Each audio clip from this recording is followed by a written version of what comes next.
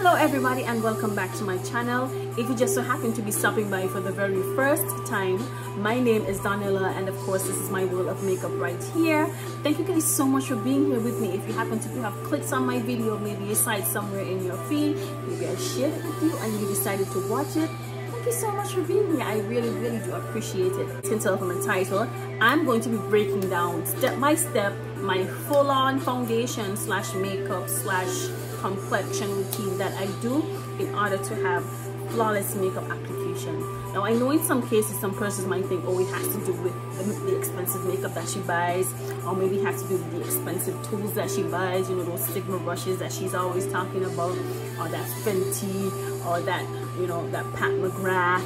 I don't own Pat McGrath, by the way. I still haven't, you know, wheeled up the courage to buy a foundation that costs $68 US, and in my money that's like double or triple. So I still haven't, you know, the courage ain't there yet. So I'm gonna reach it yet. Maybe I might reach it in like December or so, when we have like, you know, duty free, or maybe when we have that free, when I don't have to worry about how much I have to pay to clear it.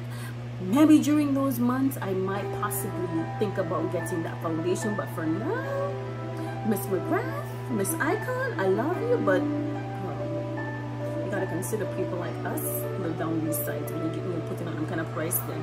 You know what I'm saying? Alright, well anyway, if you guys are interested in seeing how I achieve my everyday flawless foundation routine, then please stay tuned. Okay, so first things first, of course, you know, we have to get the skin prepped. You guys already know different stuff that I've been talking about on my channel for some time now. I incorporate serums, facial essence, hyaluronic acid, and I also have started using, like I switched out my sunscreen and I'm now using this one from Neutrogena. Well, it's the same brand, of course, it's just that I'm using the Ultra Sheer Dry Touch sunscreen instead of the usual one that has the hyaluronic acid and only has SPF 30. This one has SPF 100. So this one actually protects my skin way better. I think that, you know, given the fact that I had this incredible tan across my nose during the summer, and this actually managed to kind of, you know, level things out. Next I'm going to go in with this CoverGirl Full Spectrum Matte Ambition Mattifying Primer. It's one of their newest releases from the Full Spectrum line. I've actually been really loving this combined with another foundation. Well, the foundation I'm going to be using in this tutorial. Everybody's skin is different. Whatever your skin type is, you have to get the corresponding primer that actually works for your skin type. I've been saying this forever now, like everybody knows I have oily skin. I'm always looking for primers that are mattifying or helps to control shine or anything like that. I'm always looking for primers like that. So down to business now. The foundation I'm going to be using in this video, it's this one from Maybelline, They Fit Me, but instead of using my usual matte poreless finish, I'm going to be using the Dewy Smooth finish for this video. And it's really because I really like how the dewy finish foundation looks with that particular primer that I use from CoverGirl. So I'm going to start off with this amount. Foundation finish really has a lot to do with how much you actually apply to your face. The thing is that some persons tend to go in real heavy, and when you're applying your foundation, even the experts that have been around, those celebrity makeup artists, they always say to go in small stages first, which in most cases means applying one pump first and then gradually building up. Now because this foundation doesn't actually have a pump, which is my preference, of course, I actually have to go in and apply some dots to my face, and I still have some left over. So I don't actually go in with all of it at once. I still actually gradually build it up, because I feel like to have flawless, flash-free foundation, makeup, whatever you want to call it, I feel like you have to actually learn how to gradually build up your makeup. And I'm going to go in with one of my Sigma brushes. This one is the F80 Flat Kabuki brush from Sigma, and I'm just going to go in just like we normally learn how to blend out our foundation. I'm just going to go in small circles. I'm reaching for the mirror behind me before I actually just take up this one right here. So I'm going to go in small circular motion just like this, and This would actually suffice as basically one pump because you can still see a little bit of skin, and I'm just going to gradually build this up because I don't want to go in too heavy and then my makeup, once I set it with concealer and powder, sorry, then it starts looking really cakey and whatever. I like to actually gradually build up my foundation. That is how I actually get it to look what we call quote-unquote flawless. Now that I have the excess on my hand, I'm just going to lightly tap it with the same foundation brush, and then I'm just going to gradually start building up the layers right here. Same motion, just gently go around in small circular motions, and I'm going to take the excess still on my hand, and I'm going to go right up here on my forehead and start applying some to my big forehead right here, and still going around in circular motions. I just took my last bit up, and voila. So that's basically one pump or one, I don't know, should we call it like a one dip or something, because this doesn't have a pump. So I'm going to go in with a second one, same thing that I do. I just actually did like this, and then I just wipe just to make sure nothing falls on the ground, and then this is going to be like a second pump basically. So I'm going to go in and do the same thing. I'm going to apply dots in the areas where I want more coverage basically.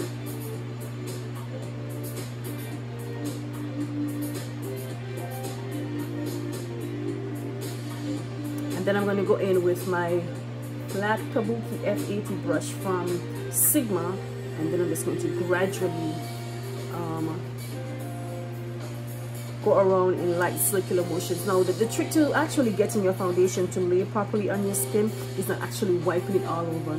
I feel like some persons actually start wiping their foundation instead of actually gently going around in small motions. Using this motion, you actually allow the foundation to lay over your skin seamlessly instead of wiping it all over the skin, and then you have maybe one area might have more foundation than some. So gradually doing this, you know, going around in small circular motions and just layering it over your skin, this is how you actually get your foundation to look nice and seamless. And of course, getting your right foundation shade actually helps. It is absolutely important that you get your correct foundation shade. So once you have your correct foundation shade, actually blending out your foundation shouldn't be a hassle, and it shouldn't actually have that cakey built up finish that some persons have on the problem that most persons have on a daily basis. So you see that? That's basically what we call like 2 pumps, and I still had some left over. I just actually just took it up with the brush. I'm just going to go around my mouth area with that. Now if you guys I didn't really put much foundation here because I feel like in this area right here, your eye area, you're going to be applying, you know, concealer, powder, etc.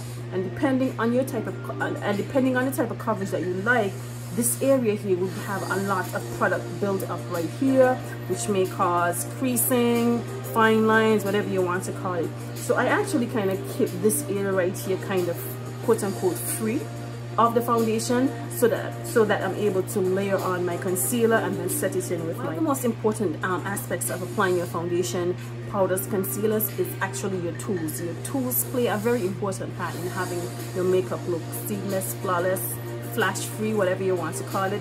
And I like to invest in brushes that actually help to achieve that look. Now I'm not saying that you have to break the bank and buy a $42 US brush like this one from Sigma, but if you can't afford it, you can go ahead and buy the Sigma brush, but this brush alone costs like $40 US. Now if you think that might be a little bit out of your reach, I've always thought that Real Technique is like the drugstore brand equivalent to Sigma.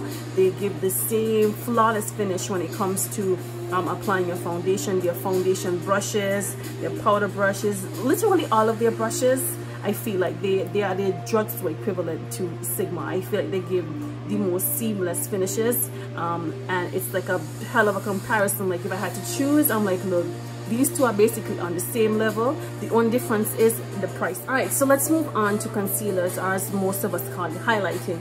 Now I've swatched a couple of my usual concealers that I use on a regular basis here. This one is from Fenty. This one is NYX. This is the one, you guys saw me use it before. This is the one in the pot, the shade Cappuccino. This one is NARS, this one is Colourpop, and this is also another NYX concealer. This one is from the Can't Stop Won't Stop line. This one is, I think this one is like the third darkest shade. But what I want to show you guys is how I actually choose my concealers and powders, or vice versa, whichever one you want to use it. Now, depending on the shade of concealer that I use on that particular day would determine the type of translucent powder that I use.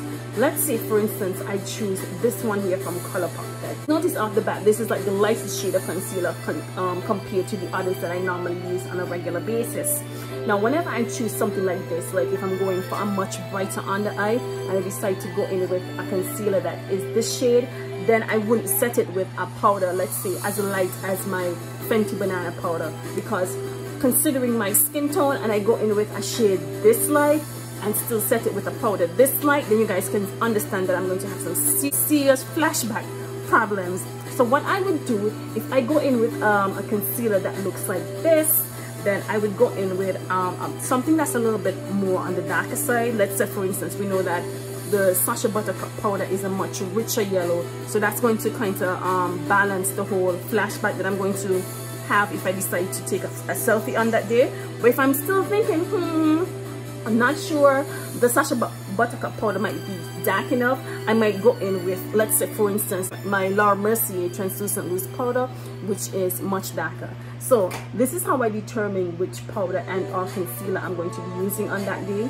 If I go in with my Fenty or any of these other concealers that I've swatched on my hand, then I could say I could go in with something as light as a banana powder. But once I go in with something as light as this, then I know I have to, you know, bring it down a little notch, because considering my skin's complexion, you know, I have to not look like I'm trying to scare the general public. What I'm going to do here, I'm going to go in with my NYX pot, and this is something that I just recently started doing. It's not something that I did before, and I'm actually going to put the darkest shade like right at the edge of where the concealer ends. And this is actually going to help with the blending out process. Oh, I didn't come all the way over with this now. Let's come a little bit further over, girl. Like this. Over here too. Now, as I was saying, this is something that I just recently learned.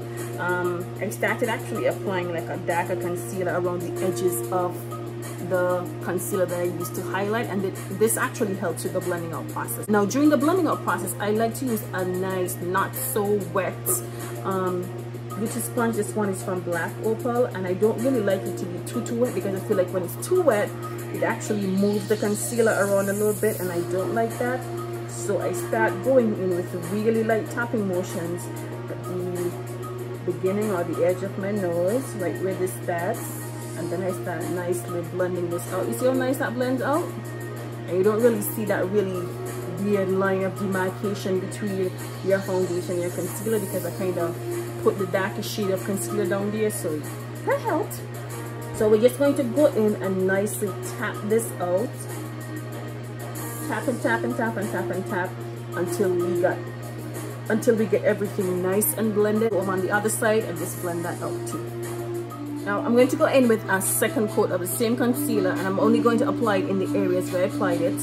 In the areas where I applied, and I'm going to go in again with my Black Opal beauty sponge, and I'm really just going to keep the concealer in that particular area, because I really want to add a bit of brightness underneath my eye, and to just make sure that we have everything nice and concealed and nothing is going to break through. So I'm going to go in with the same light tapping motions and still, you know, conceal the darkness on my lids as well in the process. And we're just going to do nice light tapping motions right here. I'm just going to do the same thing on the other side. Alright, so let's add some contour, and I have been loving this contour powder from Prime Beauty. Okay, you can see me, I'm still Lord, come off. I've been using this so much. This one is in the shade Bronzeville. Something fall in this, by the way. I haven't hit pan yet, but this is some, I don't know if this is glue or something fell in there, but anyway, as long as I can still get the product out, I'm good. And normally I actually go in with a couple of taps with this, just so I get enough product on the brush.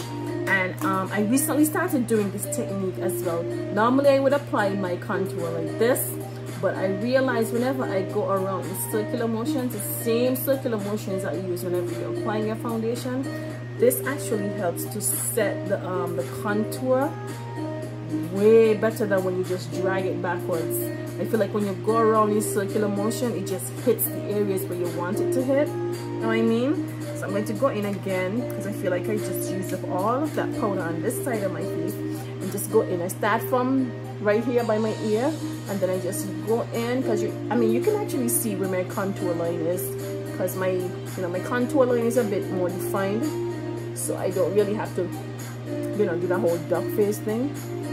And then I'm just going to do the same thing, go around in circular motions. Now this technique, you don't have to go in. I know some persons, I see some persons going in like they're rubbing and they're rubbing, almost they're rubbing off the foundation off their face.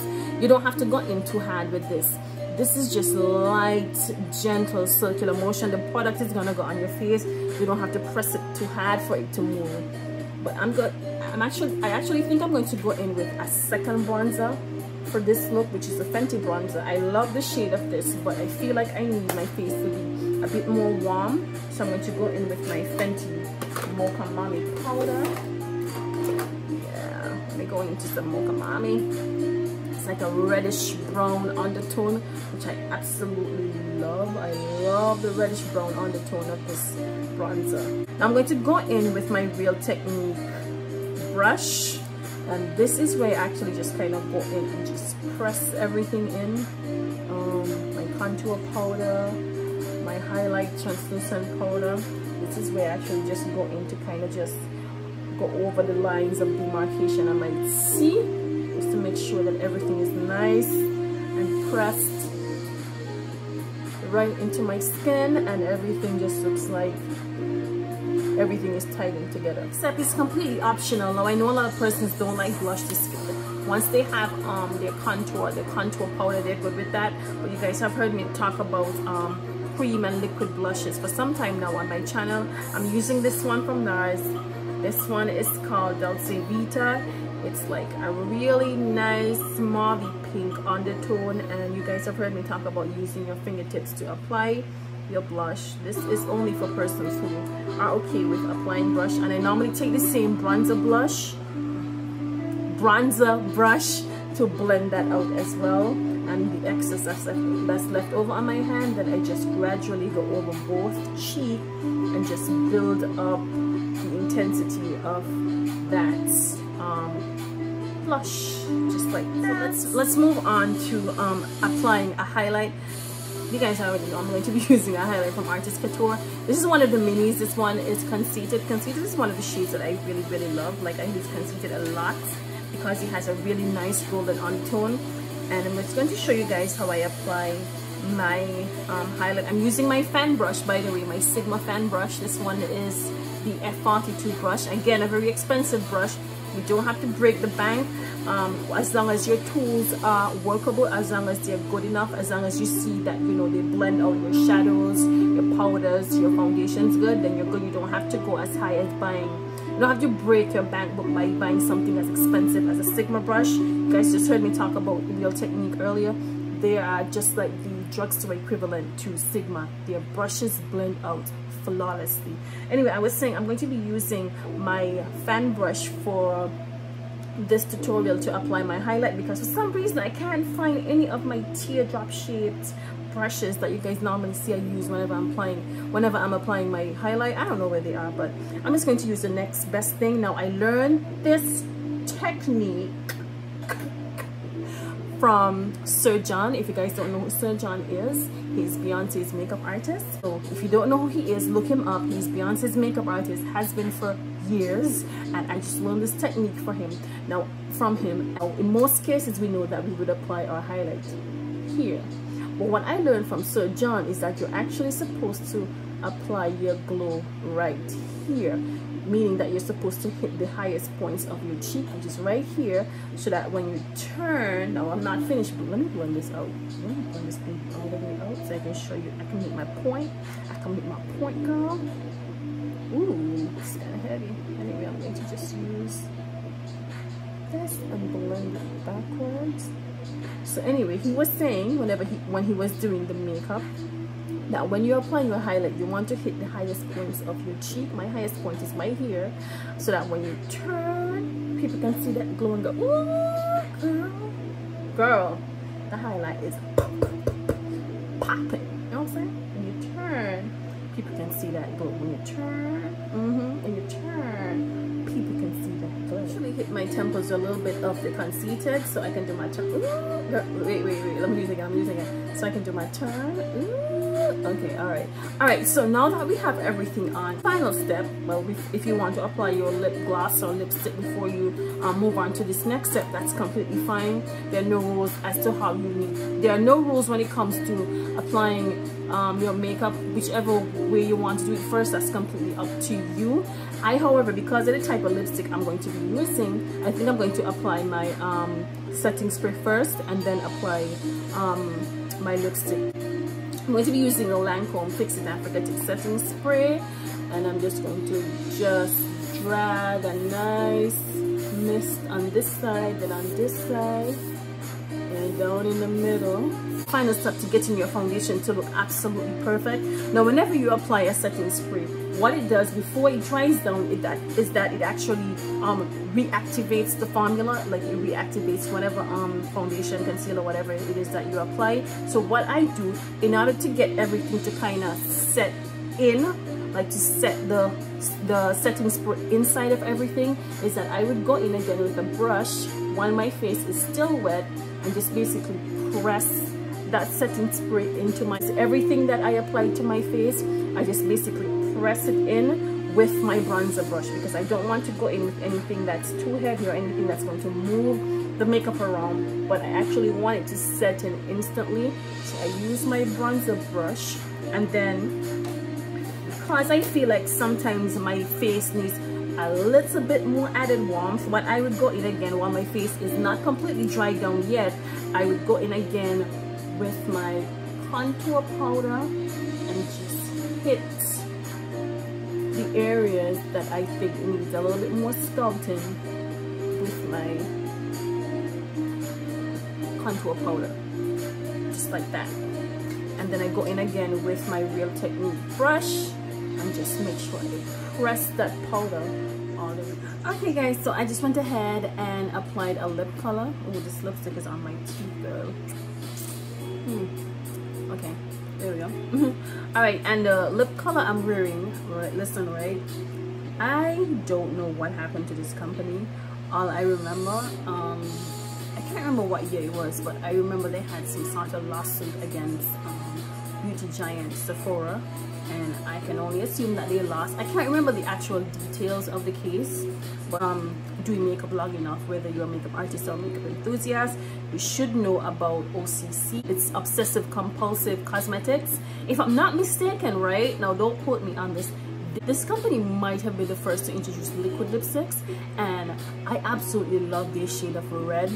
I would have to go back and search to see what really happened to them after they lost the lawsuit against Sephora. Well, it's quite obvious, it just went off the radar. They lost, and apparently you can't find, their website went down and everything like that, but you can actually still find some of their products on places like Amazon, eBay, and a few other retailers, you know. But those are the two that came off the top of my head, because I did buy this one from Amazon, and I absolutely love their products. I think their color is actually true to its color. Like for instance, the red that I'm wearing is like a true red, and for a black girl like me to find a true red lipstick, the only thing I have, the only issue I have is that, you know, it's really creamy, so you know, end up on your teeth if you're not careful. You might not want to wear something like this if you're out with your man and he likes to kiss you, or if you want to, you know, if you're a person like me who likes to eat, this thing's gonna end up on your lip. That's the only issue I have with it. I really wish that their liquid lipsticks were more on the matte side, or maybe like a semi-matte or something like that, but they are just completely nice and soft and satiny, so there will be no drying down, ma'am. However, I do love the feel of it. It feels amazing, actually. Ooh. And I think they actually bleed just a little bit. You know, they bleed a little bit. Just a little bit. Alright guys, so this is my full-on face flawless makeup tutorial. A lot of persons have asked me, like, how do you get your makeup to always look this good? how do you always manage to achieve that? But it has a lot to do with, you know, knowing your makeup, knowing your skin, knowing your skin's type, knowing what works for you and what doesn't work for you. You know, it's a lot of practice. You know, makeup is actually science. So once you know your skin and how your skin reacts to certain things, certain brands as well, because I'm allergic to certain things or certain brands. Like for instance, I remember at one point in time I couldn't use Maybelline mascaras at all. For some reason, their mascaras used to just itch the hell out of me. Their mascaras used to just always itch my eyes. But the more recent ones that they've been launching are the ones that actually works for me. So those ones from way back, can't even begin to touch those. No ma'am, my eyes will be itching me forever. But if you guys have any questions about any of the technique that I've shown here in this video, please be sure to drop me a comment down in the comment section. I will be happy to explain everything. For those of you who always interact with me on my other social media handles, whether it's on Instagram, Twitter, Facebook, Snapchat, whichever one, don't be shy. You can still ask me a question. I'm always happy to help anybody when it comes to makeup, because makeup is something that I love. Makeup is me. All right guys, thank you guys so much for being here with me once again, and I'll talk to you guys real soon on my next upload. Bye bye.